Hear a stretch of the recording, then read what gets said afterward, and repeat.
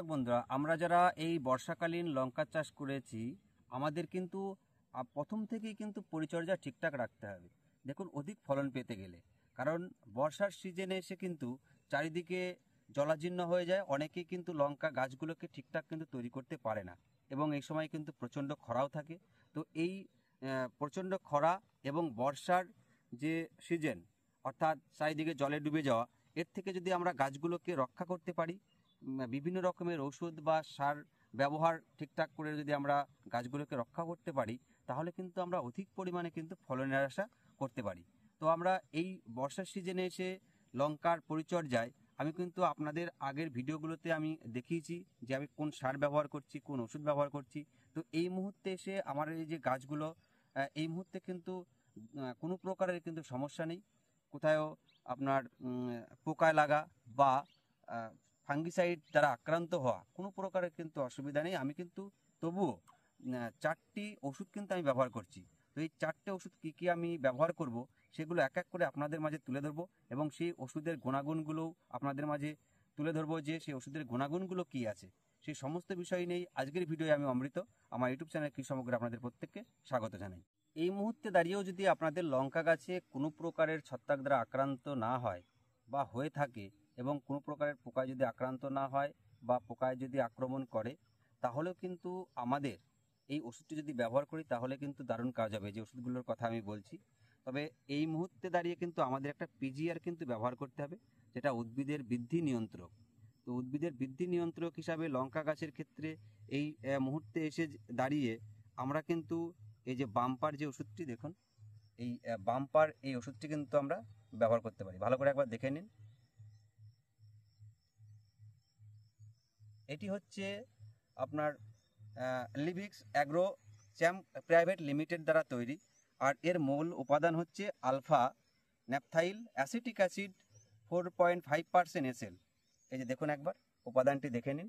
তো আমরা এই ওষুধটি কিন্তু এই মুহূর্তে যদি ব্যবহার করি, তাহলে আমাদের এই গাছের ফুল এবং ফল ঝরে যাওয়া কিন্তু রোধ করবে, আর এর পাশাপাশি গাছের অধিক পরিমাণে কিন্তু শিকড়ের বৃদ্ধিতে সহায়ক করবে, যার ফলে গাছের কিন্তু সামগ্রিক বৃদ্ধিটাও কিন্তু আসবে, আর ফলনের দিক দিয়েও কিন্তু দারুণ কাজ হবে যদি আমরা এই বাম্পার যদি ব্যবহার করতে পারি। যেমন আকৃতি হবে আপনার ফলের, ঠিক তেমনি কিন্তু ফলনটাও কিন্তু অধিক পরিমাণে হবে।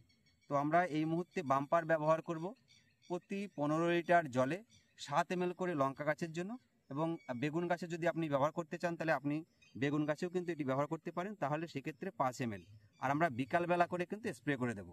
তো এই মুহূর্তে আমরা এই বাম্পার ওষুধ কিন্তু আমার এই লঙ্কার জমিতে কিন্তু আমি রাখছি, আর আপনারাও কিন্তু এই বাম্পার ওষুধটি ব্যবহার করতে পারেন। এই বাম্পারের পাশাপাশি কিন্তু এই মুহূর্তে দাঁড়িয়ে আমাদের কিন্তু কীট পতঙ্গ যে নাশক, অর্থাৎ কোনো প্রকার যদি কীটপতঙ্গ আপনার জমিতে আক্রমণ নাও করে থাকে, তাহলেও কিন্তু আমাদের ওষুধ কিন্তু ব্যবহার করতে হবে। তো আমি এই মুহূর্তে দাঁড়িয়ে কিন্তু এই যে সিগার দেখুন, আমি কিন্তু এই কীটনাশক যে পাউডারটি এটি কিন্তু ব্যবহার করছি। তো আপনারাও চাইলে এটি ব্যবহার করতে পারেন। এর মূল উপাদান হচ্ছে অ্যাসিটামিপ্রিড 20% এসপি। অ্যাসিটামিপ্রিড 20% এসপি আমি আরেকবার দেখাই। দেখুন, এই ওষুধ কিন্তু দারুণ কাজ করে। বিভিন্ন ধরনের পোকাকে কিন্তু আক্রমণ করে, কেন্দ্রীয় স্নায়ুতন্ত্রের উপর কিন্তু ক্রিয়া করে, মানে পোকাগুলোকে কিন্তু পক্ষাঘাত তারপরে কিন্তু মৃত্যু ঘটায়। তো আপনারা কিন্তু সিগার ব্যবহার করতে পারেন। আর এটি যেমন ধরুন থ্রিপস পোকা, সাদামাছি, জ্যাসিড, এছাড়াও কিন্তু গাছের যে পাতা ফড়িং, সেই ফড়িংগুলোকেও কিন্তু স্নায়ুতন্ত্রের উপর কিন্তু ক্রিয়া করে, পদ্ধতিগতভাবে ক্রিয়া করে কিন্তু পোকাগুলোকে কিন্তু মেরে ফেলে। তো আমরা এটা ব্যবহার করতে পারি। আর এটি ব্যবহার করব প্রতি 15 লিটার জলে 10 গ্রাম করে। দেখুন, এই এই পাতা পাওয়া যায় 20 গ্রামের পাতা। তো আমরা এই 20 গ্রামের পাতা 2টো ড্রাম করবো, অর্থাৎ 15 লিটারের জলে 2 ড্রাম হবে, অর্থাৎ 10 গ্রাম করে আমরা বিকালবেলা করে স্প্রে করে দেব। সিগারের পাশাপাশি আমরা কিন্তু এই সর্বনাশ এই ওষুধটি কিন্তু আমরা ব্যবহার করব। দেখুন, এটি হচ্ছে বিভিন্ন উপাদান দিয়ে তৈরি। এটি হচ্ছে রাইস ক্রপ কেয়ার কোম্পানির দ্বারা তৈরি, বিভিন্ন উপাদান রয়েছে এর। আর এটি কী করে, এই গাছের যে চোষক পোকা বা অন্যান্য যে পোকাগুলো, সেই পোকাগুলোকে কিন্তু ধ্বংস করে দেয়। আর কোনো প্রকারের চোষক পোকা, বিভিন্ন ধরনের ধরুন ঘাস ফড়িং বা অন্যান্য যে সাদামাছি, এছাড়াও মাকড়, সমস্ত কিছুকেই কিন্তু ধ্বংস করে যদি আমরা এই সর্বনাশ এই ওষুধটি যদি ব্যবহার করতে পারি। তো আমরাও এটি ব্যবহার করব। এটি তরল জাতীয় একটি কীটনাশক, আর এটি 20 ml করে আমরা প্রতি 15 লিটার জলে 20 ml করে ব্যবহার করতে পারি এই সর্বনাশ। সিগার্ড এবং তার পাশাপাশি যে সর্বনাশ ওষুধটি দেখালাম, এই দুটো এবং এই যে গজর, এই যে দেখুন একবার কোম্পানিটা ভালো করে দেখে নেবেন।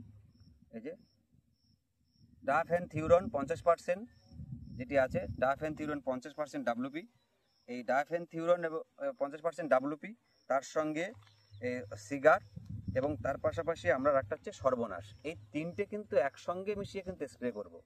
তবে এইটা এই যে গজর যে ওষুধটি, এটা বিভিন্ন উপাদান রয়েছে, আর এটি বিভিন্ন পোকামাকড়কে কিন্তু আক্রমণ, গাছগুলোকে আক্রমণ থেকে রক্ষা করে এবং পোকাগুলোকে কিন্তু ধ্বংস করে।